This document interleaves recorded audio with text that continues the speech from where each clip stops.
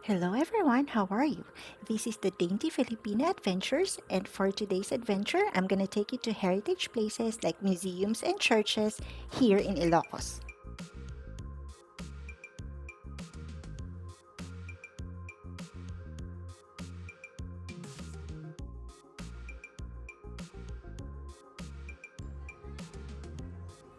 Dito sa Ilocos, hindi lang mga beaches ang pwede niyong puntahan or hindi lang 4x4 rides.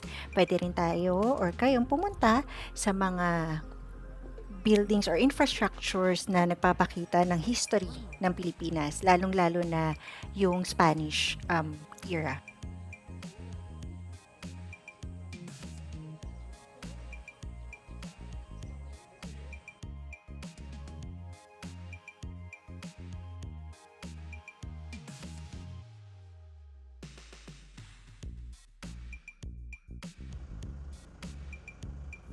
At syempre, hindi magiging kompleto ang ating adventure kung hindi tayo titikim ng masarap na pagkain.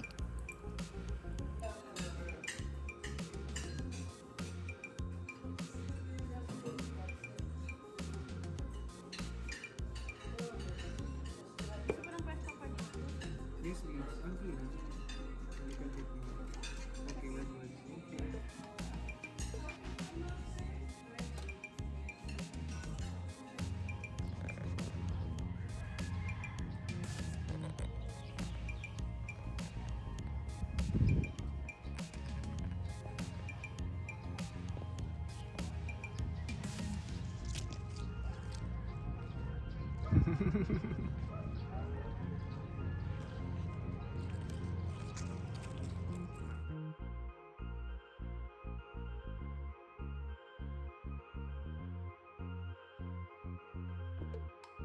If you're into road trips, Ilocos is a 10-hour drive from Manila. Of course, you would have to go through the major expressways like NLEX and TPLEX. But if you're coming from Manila International Airport, it's just an hour flight to Lawag International Airport, and the drive around the tourist spots would only be an hour to 2 hour stops.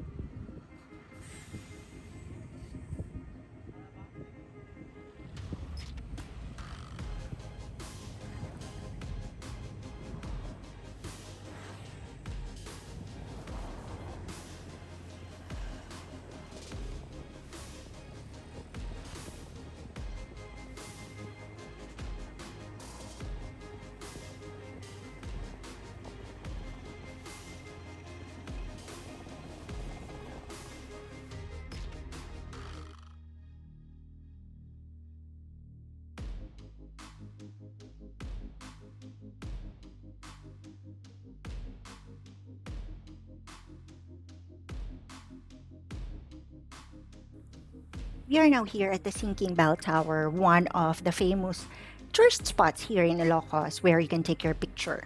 To be honest, the building is so old, it's not kept well, and it's closed. You can't get inside. And around it, you'll see a lot of vendors. But since we're already here, why not stop and take our pictures?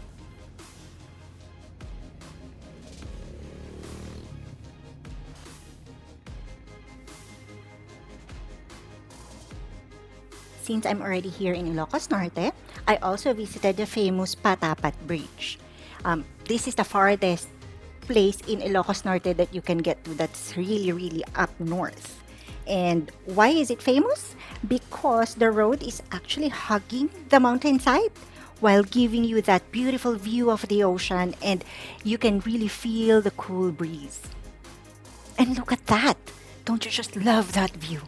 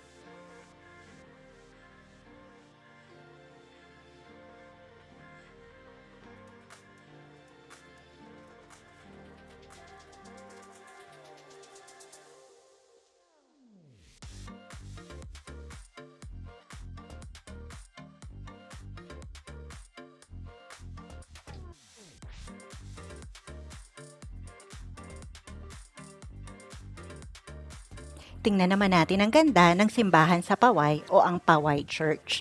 Sikat to kasi isa to sa mga pinakalumang simbahan dito sa Ilocos. Ginawa ito ng panahon ng mga Kastila. Matibay yung pagkakagawa sa kanya pero syempre dahil luma na nga siya, may mga konting sira na sa labas ng simbahan. Pero pag pumasok ka sa loob, maganda pa rin siya.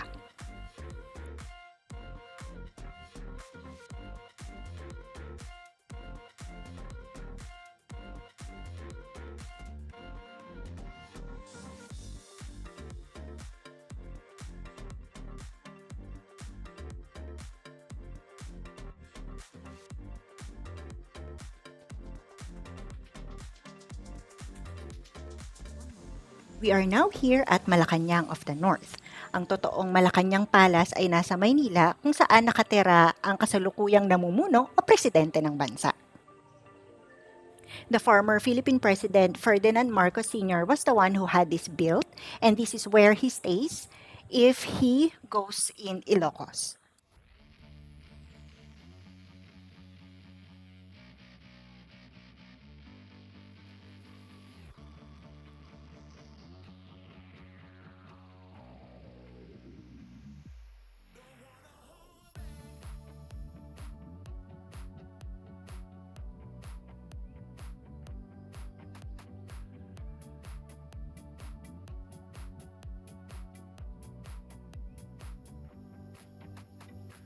This is a very good adventure, politics aside, because you can access everything in this place from the ground floor to the yard to the pool area, the second floor, and you'll see how um, things were preserved and they were preserved really well. And you'll see how he did manage and lead the country back in his time.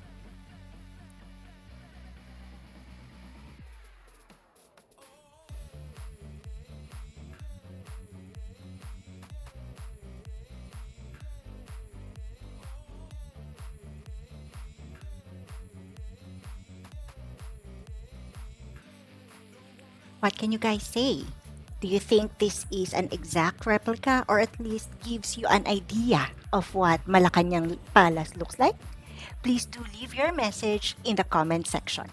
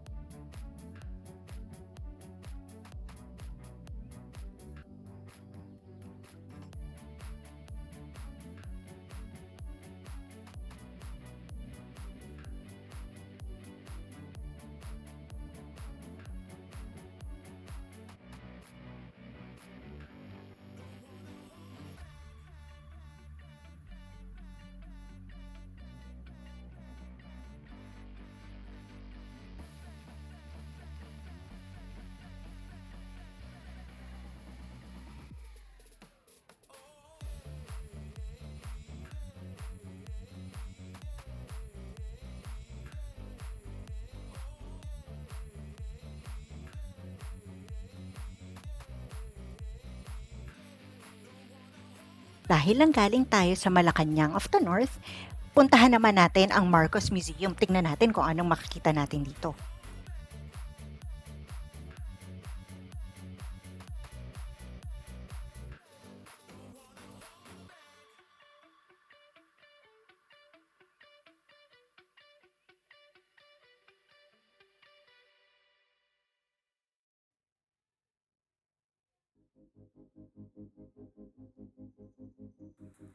This museum houses the history and the story of the former First Family during President Ferdinand Marcos Sr.'s time in leading the country.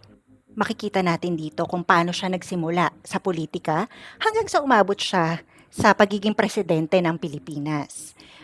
Dito sa bahay na to or dito sa museum na to, lahat ng pinagdaanan niya makikita natin. Again, politics aside, you'll even see how his love life started.